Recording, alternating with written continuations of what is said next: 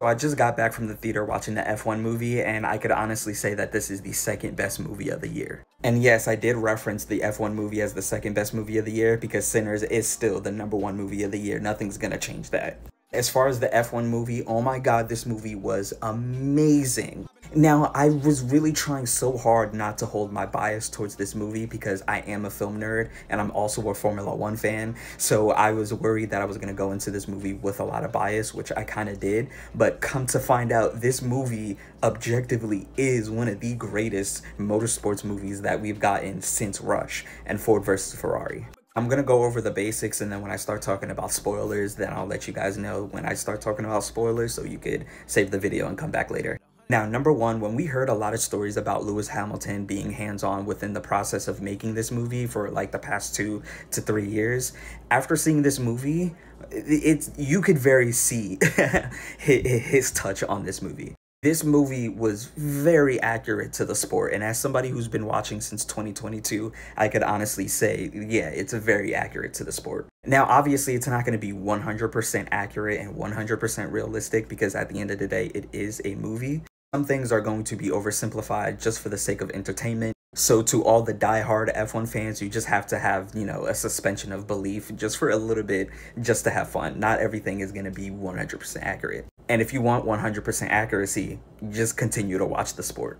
So shout out to Lewis Hamilton, the greatest driver of all time, 8-time world champion. Yes, you heard me correctly. I said 8-time world champion. Did a really good job at making sure everything was as accurate as possible. Now, #2, I want to talk about the acting performances. I'm not gonna lie, the acting performances did not land for me, but I don't mean that in a bad way. Let me explain. The reason why the acting performances didn't land for me is because you can tell Brad Pitt, Damson Idris were really more focused on the racing aspects of this movie and not necessarily like, you know, portraying the character. Because we all know Brad Pitt is a very capable actor, he's very experienced, and we all know Damson Idris is the next up-and-coming actor. Well, he's been up-and-coming for a while now, but we all know he's an amazing actor. He's gonna kill every role. But I think the reason why the acting performances didn't land with me is because you can tell they were just having fun. And so that's why, like I say, I don't mean that in a bad way. You can tell that they were just having fun. They were still in character, but you can tell like the energy was leading the scenes and not necessarily the script or the story. #3, my boy Joseph Krasinski, the director that you are, man. You do not get enough credit that you deserve. It's like you quite literally have not missed yet. You know, you do Tron Legacy, you do Top Gun Maverick, and now you just casually drop F1 the movie. You're honestly the GOAT. But when it comes to architecture and engineering and film, Joseph Krasinski, I keep on pronouncing his name wrong. I totally apologize. But Joseph is the director to do that. And I'm gonna like sidetrack here a little bit. Now, I know none of you know this, but there is a live action Gundam movie in the works right now. And we have Joseph, a director who's really good at implementing engineering, architecture, and advanced technology in his film. You get where I'm getting at, right? I would love to see the filmmaking techniques on Top Gun Maverick used for a Gundam fight scene, live action. That would be amazing. No, I was sidetracking there a little bit. I was just saying that Joseph would do amazing directing the live action Gundam movie. But back to the F1 movie. #4, I want to talk about the sound design. The sound design to this movie was immaculate.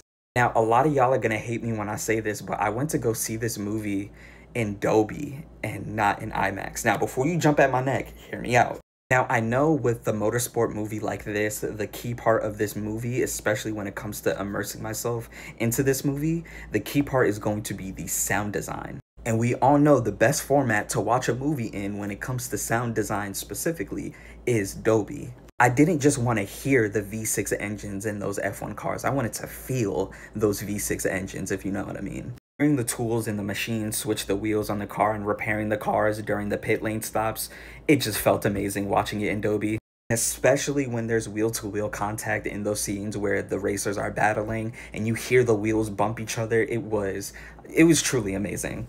Now, I could honestly say, since this movie was damn near perfect, the only thing that I didn't really like about this movie was the music for some reason. I felt like the music was, you know, predictable, you know, easy. It would have been nice to hear something different for once. But I felt like the soundtrack, not really the score of the movie, but the soundtrack, you can tell they just played it safe. But other than that, this movie was absolutely perfect. I know a lot of diehard F1 fans feel very decisive about this movie, but I can honestly tell you right now, there's no need to question this movie at all.